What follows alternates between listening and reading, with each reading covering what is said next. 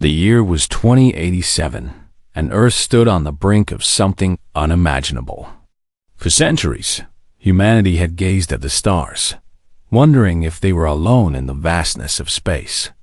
Scientists spent decades searching for signs of life beyond their planet, launching telescopes, probes, and satellites into the void.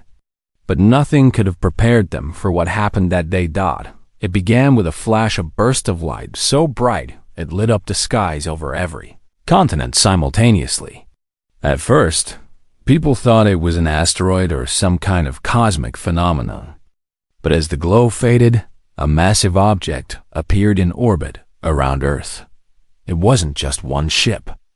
It was a fleet, dozens of sleek, silver vessels arranged in perfect formation. Their design was unlike anything humans had ever seen: smooth curves, glowing patterns, and an aura of quiet power. Panic spread quickly. Governments scrambled to respond. Military forces went on high alert, and news outlets broadcast endless speculation about who or what had arrived. Were these visitors peaceful? Hostile? No one knew. Then came the message. A voice echoed across every communication device on the planet, speaking in flawless English. "Greetings, people of Earth," it said. The tone was calm, almost soothing. "We are representatives of the Galactic Council, a coalition of advanced civilizations dedicated to maintaining peace and prosperity throughout the galaxy. After centuries of observation, we have determined that your species is ready to take its place among the stars." For many, the announcement brought relief. Others remained skeptical, but excitement soon overwhelmed fear. Humanity's wildest dreams had come true. They were not alone. Over the following weeks, delegations from various nations traveled to meet with the Council aboard their flagship, a colossal vessel called the Celestial Nexus. There, they encountered beings unlike anything imagined in science fiction: towering insectoids, shimmering energy forms, and creatures that seemed to shift between dimensions. Each represented a different member of the Council, united under a single goal: guiding younger civilizations toward progress. At first, everything seemed promising. The Council shared knowledge, offering solutions to Earth's most pressing problems. They provided clean energy sources, advanced medical treatments, and technology capable of reversing environmental damage. In return, they asked only for cooperation. Humanity would be granted access to the galactic community, but with conditions. Military expansion was forbidden. Certain areas of research were restricted, and Earth governments were required to dissolve national borders in favor of a unified global authority. While some embraced this new era with open arms, others grew uneasy. Among them was Dr. Alara Voss, a renowned astrophysicist who had dedicated her life to studying the cosmos. She had been chosen to serve as one of Earth's primary liaisons to the Council due to her expertise and diplomatic skills. From the moment she stepped onto the Celestial Nexus, however, she couldn't shake the feeling that something was off. Alara noticed subtle inconsistencies in the Council's behavior. They spoke of uplifting other civilizations, yet their histories were vague and often contradictory. When questioned about specific examples, their answers were evasive. More troubling still was their insistence on limiting human exploration beyond the solar system. According to the Council, such endeavors were unnecessary and potentially dangerous. Humanity's role, they explained, was to focus on self-improvement rather than venturing outward. General Marcus Hawley shared Alara's unease, though his concerns stemmed from a very different perspective. As head of Earth's dwindling defense forces, Marcus viewed the Council's restrictions on militarization as deeply suspicious. He argued that disarming entirely left humanity vulnerable, especially given how little was truly known about the Council's motives. His warnings fell largely on deaf ears, dismissed as paranoia by those eager to embrace the promise of galactic unity. Despite their differences, Alara and Marcus found themselves drawn together by a shared sense of mistrust. During one particularly tense meeting aboard the Nexus, Alara confronted a council representative named Zeteris, a towering insectoid whose multifaceted eyes glinted like polished gemstones. "You claim to want to help us," she said, her voice steady despite the knot of anxiety twisting in her stomach. "But why impose so many restrictions? Why limit our potential?" Zeteris tilted its head, mandibles clicking softly.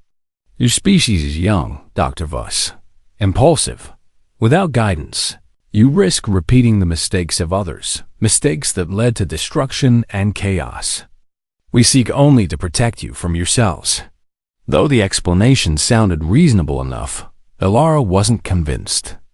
Her instincts told her there was more to the story, but proving it wouldn't be easy. The council controlled all communication channels, monitoring every interaction between humans and extraterrestrials. Any attempt to dig deeper risked exposure and severe consequences. Back on Earth, tensions continued to rise. Some hailed the council as saviors, while others accused them of stifling human innovation and autonomy. Protests erupted in major cities, demanding greater transparency and freedom. Meanwhile, rumors circulated about secret experiments conducted by the council within Earth's atmosphere. Reports of strange phenomena, unexplained disappearances, sudden weather anomalies, and mysterious lights in the sky only fueled the growing unrest. Marcus, meanwhile, quietly prepared for the worst. Though officially stripped of his command, he maintained contact with loyal officers and covertly stockpiled resources. If the council turned hostile, humanity would need every advantage it could muster. Yet even he struggled to imagine what form such hostility might take. Would they attack outright? Or simply tighten their grip until resistance became impossible? As days turned into weeks, Alara grew increasingly desperate to uncover the truth. Late one night, while reviewing data collected during her visits to the Nexus, she stumbled upon something unusual, a faint signal embedded within the council's transmissions. It was faint, almost imperceptible, but unmistakably artificial. Intrigued, she isolated the signal and ran it through a decryption program. What she discovered chilled her to the bone. Hidden beneath layers of encryption was a cache of classified information detailing the Council's activities on Earth. According to the files, the Council had been manipulating humanity for centuries, subtly steering events to ensure division and conflict. Wars, economic collapses, even scientific breakthroughs, all had been orchestrated to keep humanity weak and dependent. Worse still, Earth wasn't unique. Dozens of other worlds had suffered similar fates, their populations enslaved or exterminated once they outlived their usefulness. Alara knew she had to act fast. Sharing her findings openly would be suicide. The Council monitored everything. Instead, she reached out to Marcus, arranging a secret meeting in an abandoned facility deep beneath the Nevada desert. There, surrounded by dusty equipment and flickering monitors, she showed him the evidence. Marcus listened in stunned silence as Alara explained what she'd uncovered. When she finished, he leaned back in his chair, rubbing his temples. "This changes everything," he muttered. "If word gets out, the Council will crush us before we can even blink." "We can't let that happen," Alara replied firmly. "But we also can't sit back and do nothing. If we don't fight back, they'll destroy us anyway, just slower, piece by piece." Together, they devised a plan. It was risky, perhaps even suicidal, but it offered a slim chance of exposing the Council's deception to the world. Using fragments of stolen technology, they would build a device capable of broadcasting Alara's findings directly to every screen, radio, and satellite on Earth. Once the truth was out, humanity would have no choice but to rise up as they parted ways. Alara felt a spark of hope ignite within her.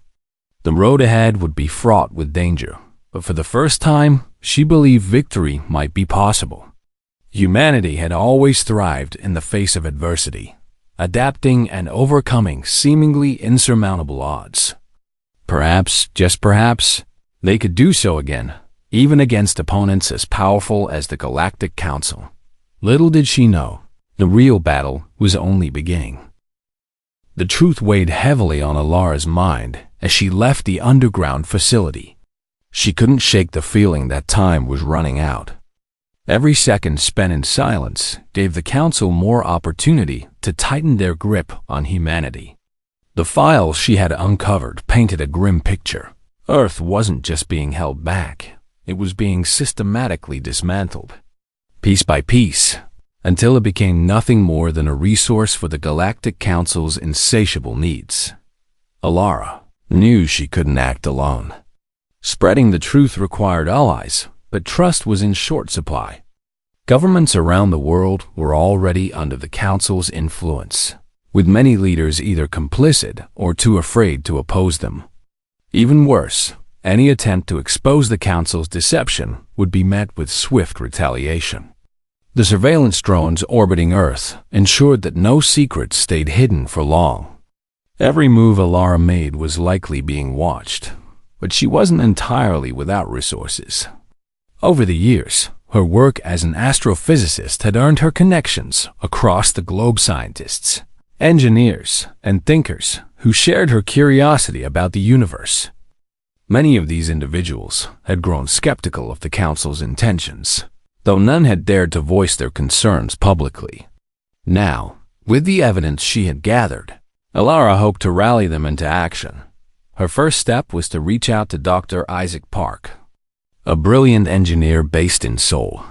Isaac had once worked on reverse engineering, fragments of alien technology recovered from crashed probes. If anyone could help build the device needed to broadcast the Council's secrets, it was him. Alara sent a coded message using an old encryption method they had developed during their research days. Aboma sent a coded message using an old encryption method they had developed during their research days.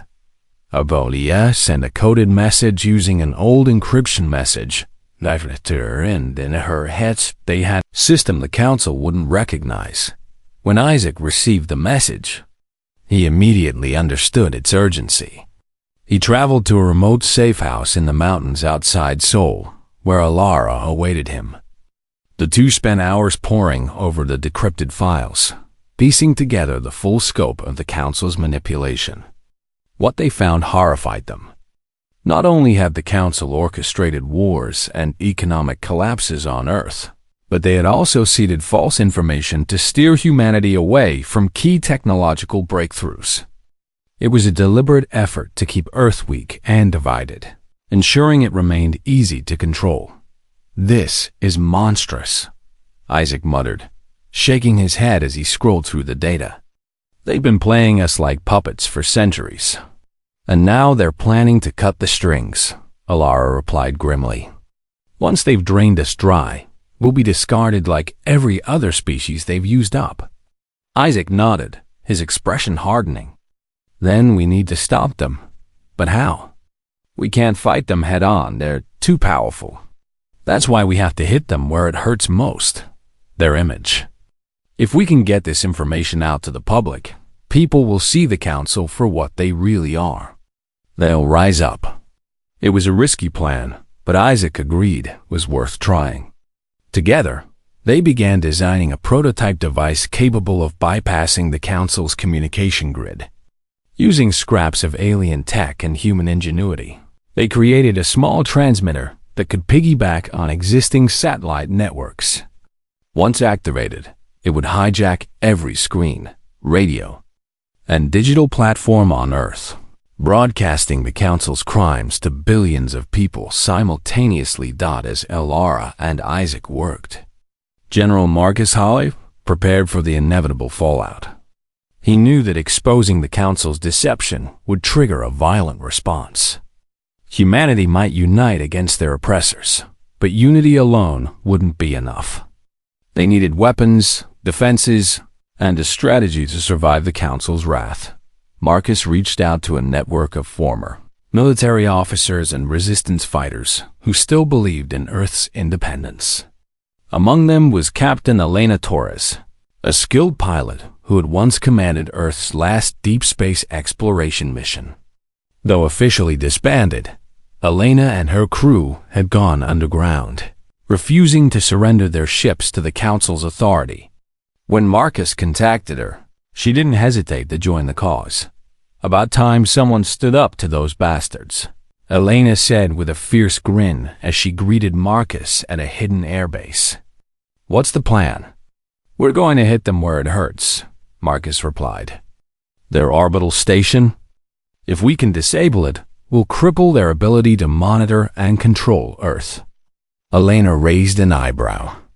"You realize that station is protected by an entire fleet of warships, right?" "I do," Marcus said grimly. "Which is why we'll need every advantage we can get." Over the next few weeks, Marcus and Elena assembled a ragtag team of pilots and engineers. They retrofitted old spacecraft with stolen Council technology, creating makeshift weapons and shields. It wasn't much, but it was all they had. Meanwhile, hackers within the Resistance worked tirelessly to infiltrate the Council's surveillance grid, disabling key systems and buying precious time for Alara and Isaac to complete their device. Back at the safe house, tensions ran high. Alara and Isaac faced countless setbacks as they struggled to perfect the transmitter. The alien tech they were working with was far beyond anything humans had ever encountered, and understanding its inner workings proved maddeningly difficult. Sleepless nights blurred into endless days as they tested and retested the device, knowing that failure wasn't an option.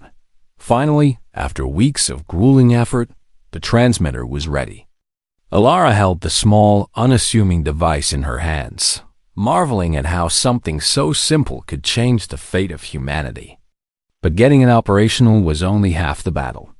They still needed to activate it without drawing the Council's attention, and that meant finding a way to smuggle it aboard one of the Council's own ships.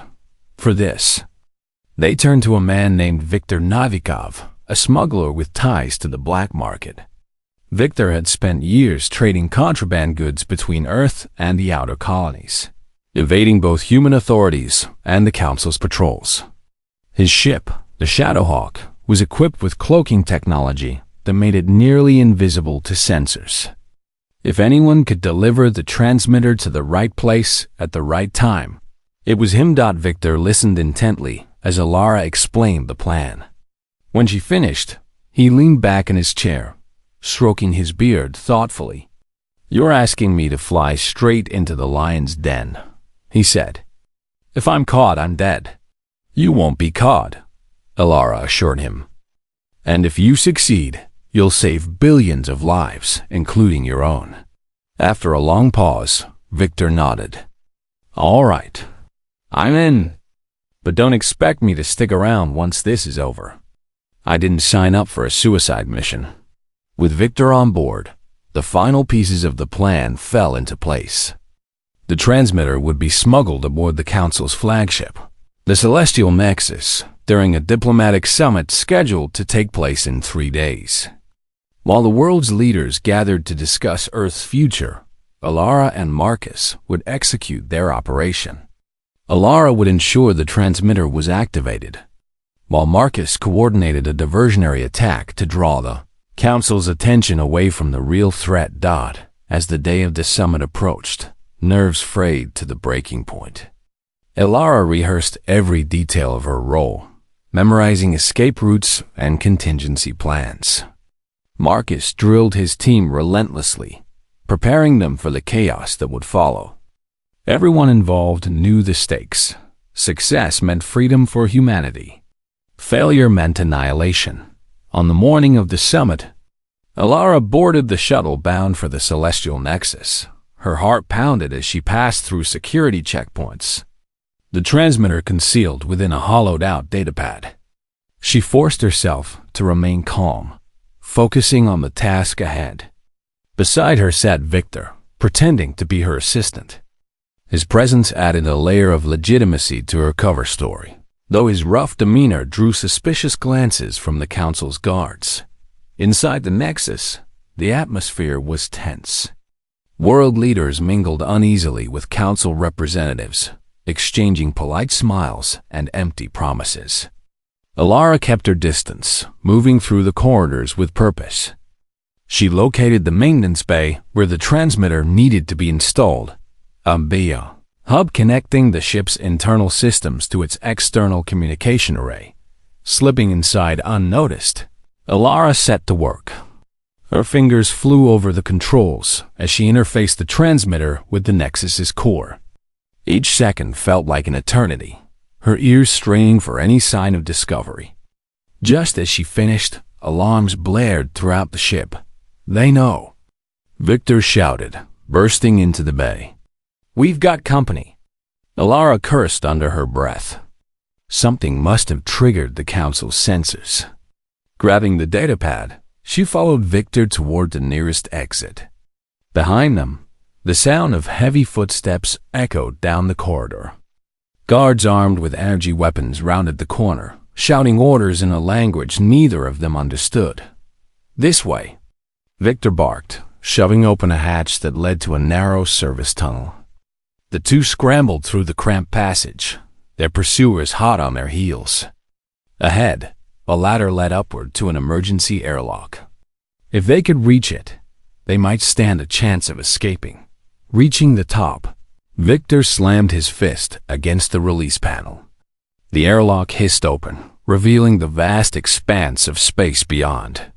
Without hesitation, he leapt through, pulling Alara with him. As the airlock sealed shut behind them, the transmitter activated, sending its signal across the galaxy. Back on Earth, screens flickered to life. Billions of people watched in stunned silence as the Council's crimes were laid bare. The reaction was immediate and explosive. The signal spread like wildfire, reaching every corner of Earth in seconds. Screens flickered on in homes, offices, and public spaces, displaying the undeniable truth. The Galactic Council had been lying to humanity for centuries. The evidence was clear: manipulated wars, suppressed technologies, and a systematic plan to keep Earth weak and divided. People watched in shock as their illusions of progress crumbled before their eyes. For some, anger flared instantly. For others, disbelief gave way to outrage as the reality sank in. On the streets, chaos erupted. Crowds gathered outside government buildings, demanding answers from leaders who had either ignored the signs or willingly collaborated with the Council. Protesters held up signs reading, "No more lies, and Earth stands alone." In cities across the globe, resistance cells that had once operated in secret now emerged openly, rallying citizens to join the fight. The Council's grip on humanity was slipping, and they knew it. High above Earth, aboard the celestial nexus, alarms blared as the Council scrambled to contain the fallout. Zyderus, the towering insectoid ambassador, stormed into the command center, its mandibles clicking furiously. How could this happen? It demanded, addressing the ship's captain. Find the source of the transmission and destroy it immediately. But finding the source wasn't easy. The transmitter Alara and Victor had installed was buried deep within the Nexus's systems, feeding off its power supply and rerouting signals to bypass detection. By the time the Council realized what had happened, the damage was done. Billions of humans now knew the truth, and they weren't going to forget it. Alara and Victor narrowly escaped the Nexus, fleeing in Victor's cloaked ship, the Shadowhawk. As they hurtled through space, Alara clutched the hollowed-out datapad, her hands trembling with exhaustion and adrenaline. She had done it. The truth was out. But she also knew the hardest part was yet to come. The Council wouldn't let this go unpunished. "They'll be coming for us," Victor said grimly, his eyes fixed on the control panel. "And when they do, we better have a damn good plan." Alara nodded, her mind racing. They needed to regroup with Marcus and the others. Together, they could coordinate the next phase of the rebellion. But first, They had to survive long enough to reach Earth. Back on Earth, General Marcus Halley wasted no time capitalizing on the momentum created by the broadcast. He issued orders to his network of resistance fighters, calling for coordinated strikes against key Council targets. Power grids, communication hubs, and surveillance stations were priority objectives. If they could disrupt the Council's infrastructure, even temporarily, it would give humanity a fighting chance. Among those answering Marcus's call was Captain Elena Torres, who led a squadron of retrofitted spacecraft armed with stolen Council technology. Her team launched raids on orbital drones, disabling them one by one. Each victory was small but significant, chipping away at the Council's stranglehold on Earth's skies. Meanwhile, Dr. Isaac Park worked tirelessly to improve the makeshift weapons and defenses being used by the Resistance. Using fragments of alien tech, he developed crude but effective energy shields capable of deflecting the Council's advanced weaponry. These innovations gave human forces a much-needed edge, though they were still vastly outmatched in terms of numbers and firepower. As the rebellion gained strength, so did the Council's response. Warships descended from orbit, targeting cities and military installations with devastating precision. Entire neighborhoods were reduced to rubble as the Council sought to crush dissent before it could spread further. Civilians fled in terror, seeking refuge in underground bunkers and rural areas. It was a brutal reminder of just how powerful their oppressors truly were. Yet despite the destruction, humanity refused to back down. Ordinary people rose up alongside soldiers and scientists, united by a shared determination to reclaim their freedom.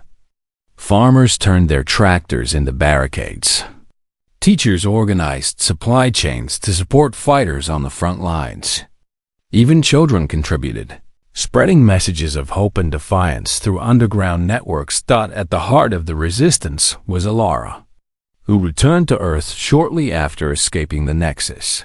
She reunited with Marcus and Isaac in a hidden command center buried beneath the ruins of an old city.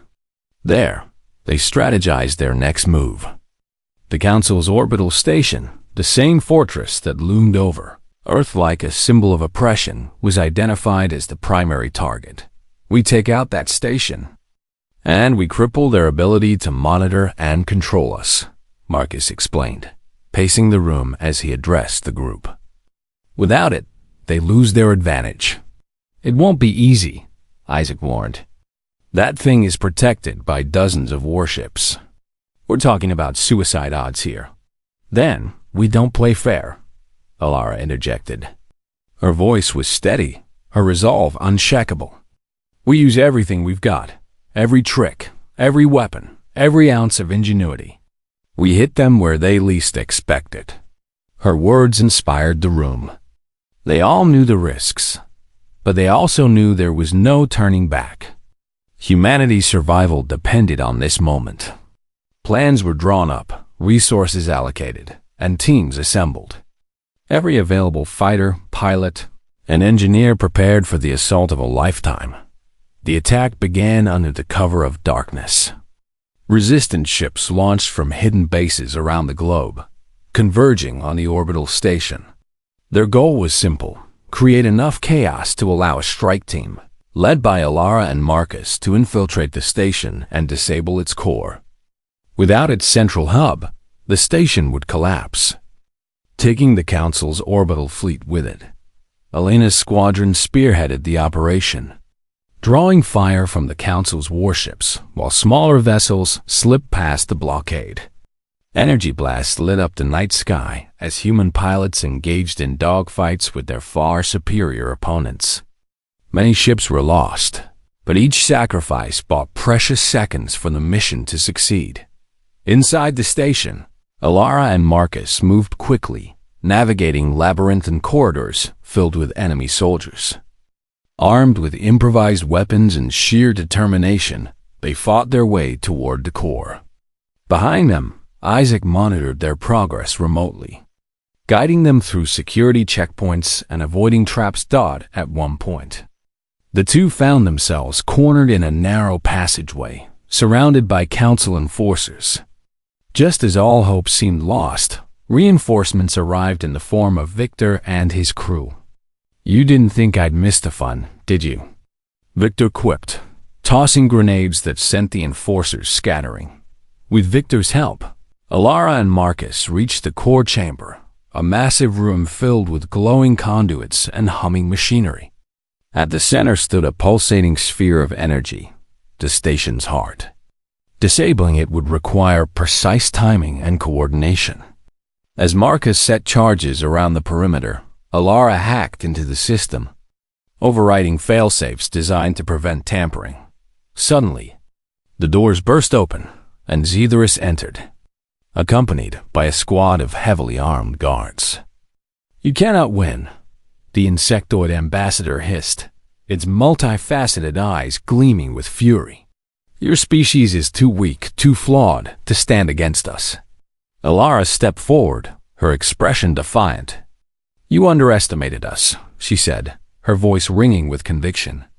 "You thought we'd bow to your lies, but you forgot one thing: we adapt. We overcome. And now, we're going to show you exactly what happens when you try to hold us down." Before Xetherus could respond, Marcus detonated the charges. The core erupted in a blinding flash of light, sending shockwaves rippling through the station. Alarms screamed as gravity failed, pulling everyone toward the breach. Alara and Marcus grabbed onto a nearby railing, holding on for dear life as debris flew past them. Outside, the station began to break apart, its destruction triggering a chain reaction among the surrounding warships.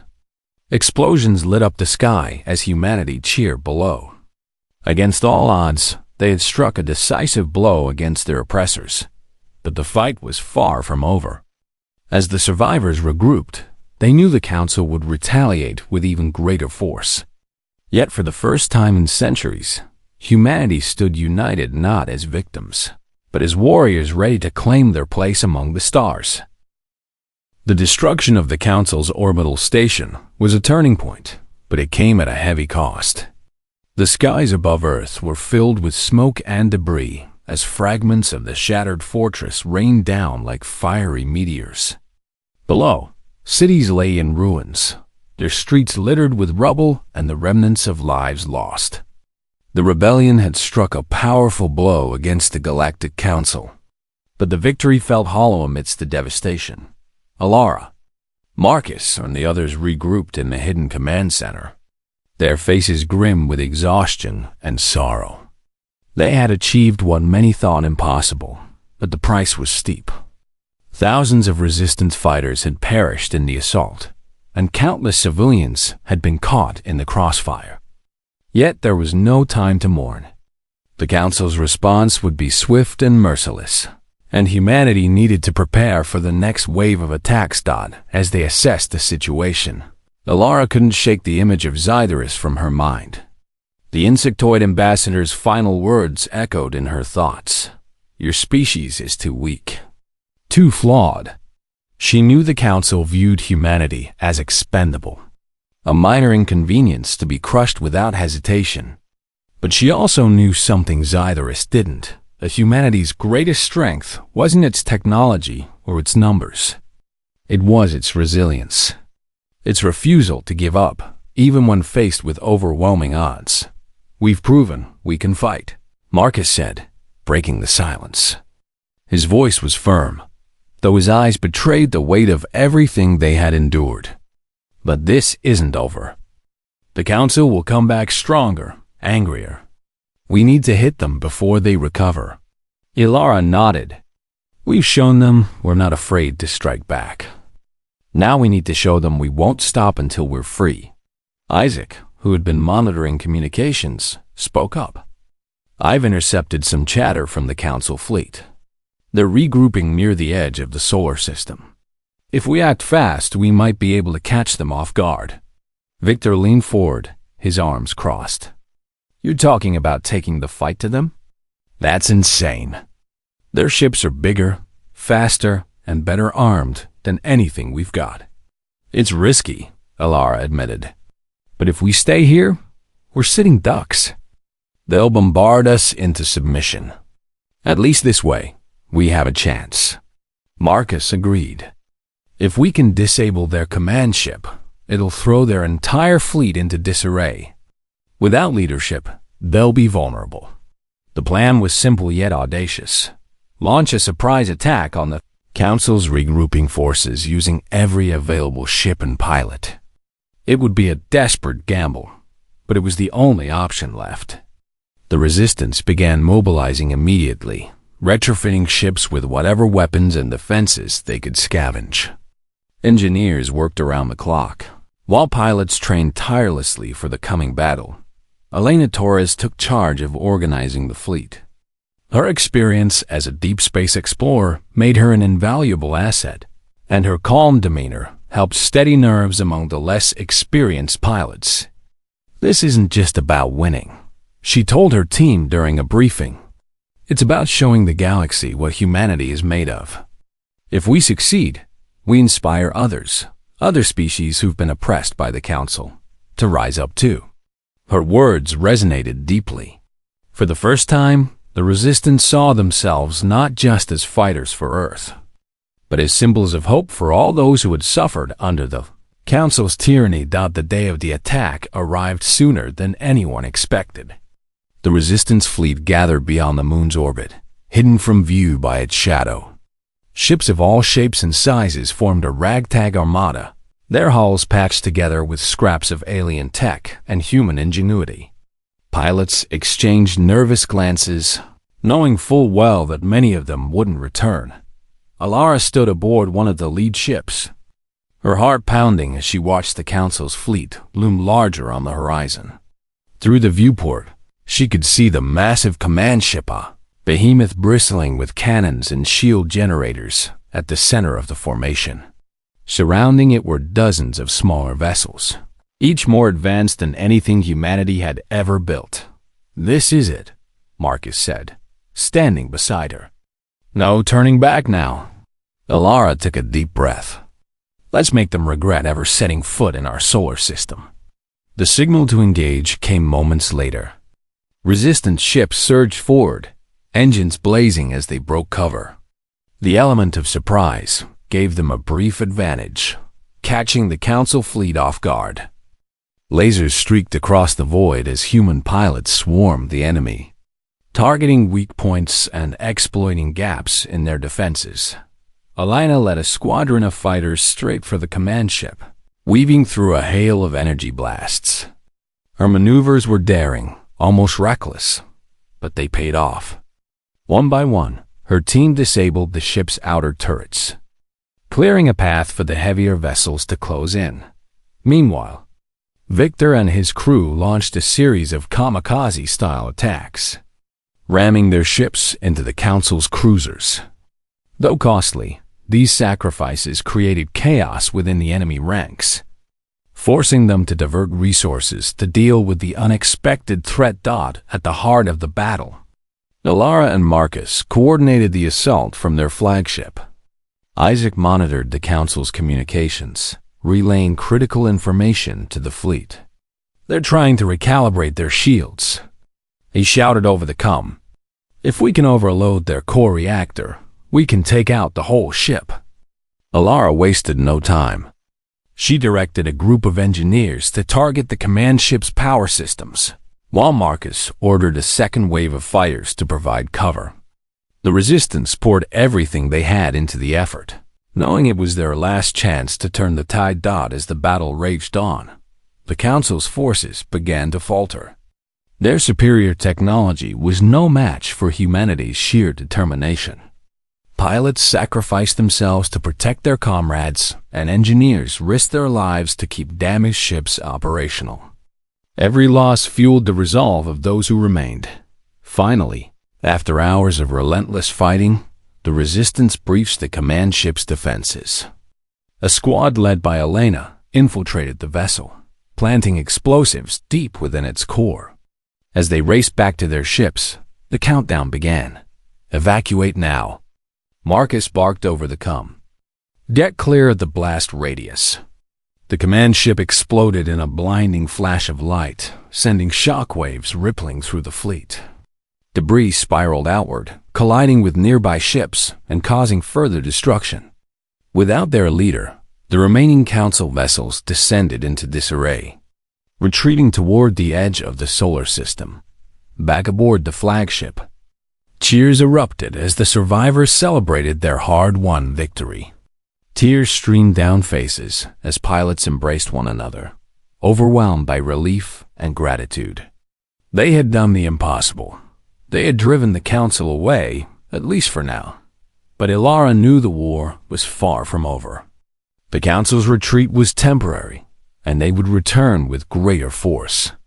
Humanity had bought itself some time, but rebuilding and preparing for the next confrontation would require every ounce of strength and ingenuity they possessed. As the fleet limped back toward Earth, Ilara gazed out at the stars. For the first time, they didn't seem so distant or unreachable. Humanity had taken its first steps toward freedom, proving to itself and to the galaxy that it was capable of more than survival. It was capable of shaping its own destiny. And somewhere out there, other oppressed worlds were watching, waiting, hoping. The battle was over, but the scars it left behind were deep and lasting. Earth's skies, once filled with the glow of alien ships, now bore witness to a different kind of light, the fires of rebuilding. Cities lay in ruins, their streets quiet, except for the hum of machinery and the voices of survivors, working together to piece their world back together. The cost of freedom had been high, but humanity refused to let despair take hold. Instead, they turned their grief into action, determined to ensure that such sacrifices would not be in vain. Ilara stood on a hill overlooking what remained of New York City. The skyline she had known as a child was gone, replaced by skeletal towers and craters where buildings once stood. Yet amidst the destruction, there was hope. Makeshift shelters housed families who had lost everything, but still clung to the belief that better days were ahead. Engineers worked tirelessly to restore power grids, while farmers planted crops in fields reclaimed from ash and rubble. Humanity wasn't just surviving, it was adapting, growing stronger with every challenge. Behind her, Marcus approached, his boots crunching against the dry earth. "We did it," he said quietly, though his tone carried more exhaustion than triumph. "For now, at least." "For now," Ilara echoed, turning to face him. Her expression softened as she studied his weary features. "But this isn't the end. The Council will come back. When they do, we need to be ready." Marcus nodded. "We've proven we can fight them, but fighting isn't enough. If we're going to stand a chance, we need allies. Other species, other worlds, they've seen what we've done. Maybe some of them will join us." Ilara's eyes lit up at the thought. It was true. The rebellion hadn't gone unnoticed. Across the galaxy, oppressed civilizations watched Earth's defiance with a mix of awe and fear. For centuries, the Galactic Council had ruled through intimidation and subjugation, crushing any hint of resistance before it could spread. But now, for the first time, someone had struck back and won. With Isaac's help, Ilara began analyzing intercepted transmissions from beyond the solar system. Many were garbled or encrypted, but fragments of conversations hinted at unrest among the Council subjects. Some spoke of rebellion, others of escape. One message in particular caught her attention, a plea for aid from a distant planet called Valora, whose people had been enslaved by the Council for generations. They begged anyone who could hear them to come, not to save them, but to teach them how to save themselves. "This is it," Ilara said, showing Marcus the decoded message.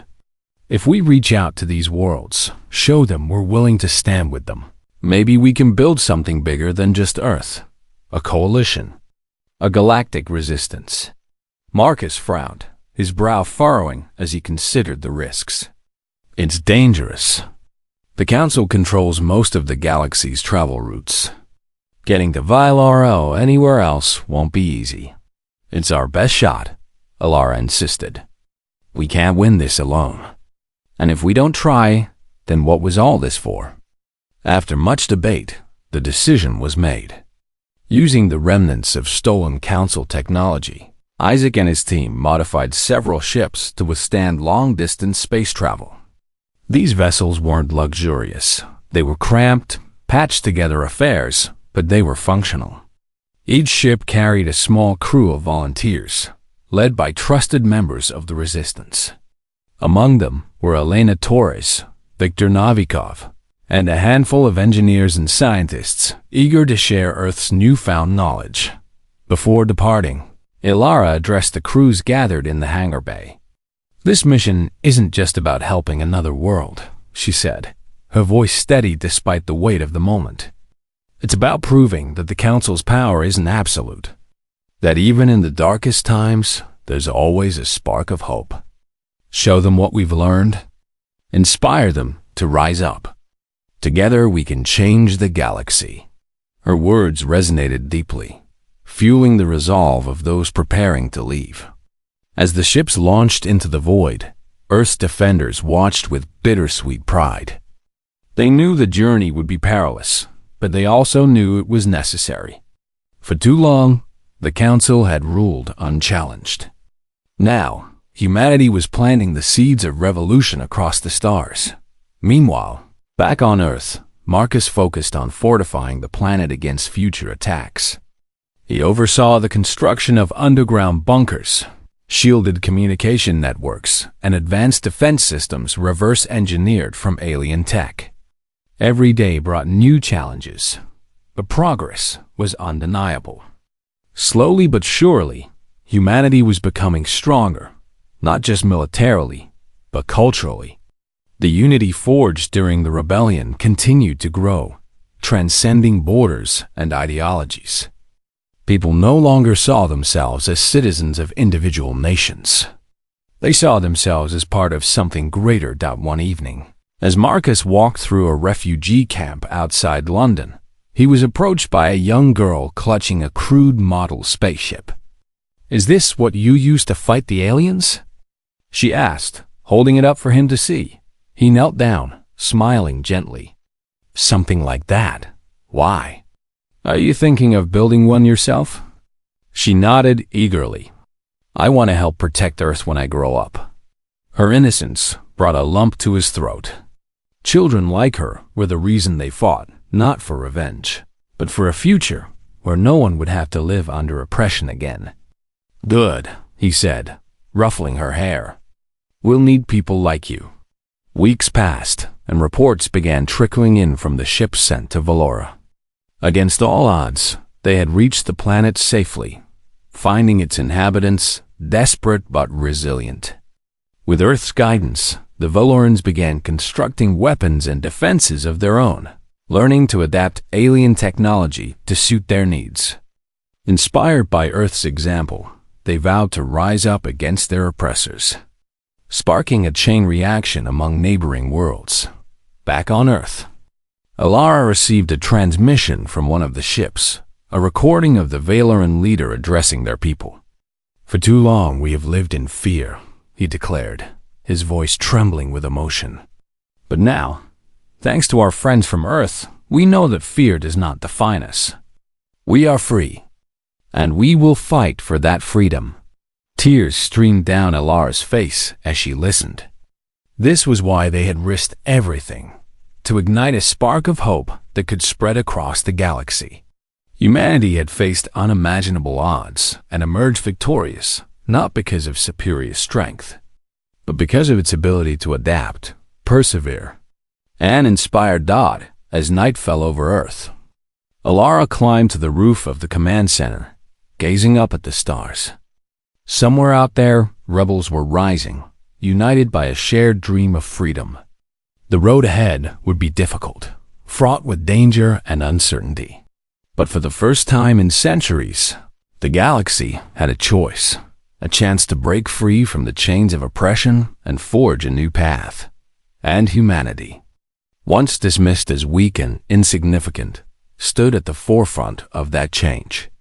They had unleashed not weapons or vengeance, but something far more powerful: hope. Hope that even in the darkest corners of the universe, light could prevail. Hope that together, anything was possible. Behind her, Marcus joined her on the rooftop. Neither spoke. Words weren't needed. Together, they watched the stars, knowing that the real battle was only beginning. But they also knew something else, that whatever came next, humanity would face it head-on, unafraid and unbowed. For the first time, the galaxy belonged not just to the powerful, but to the brave. And humanity had proven itself worthy of both.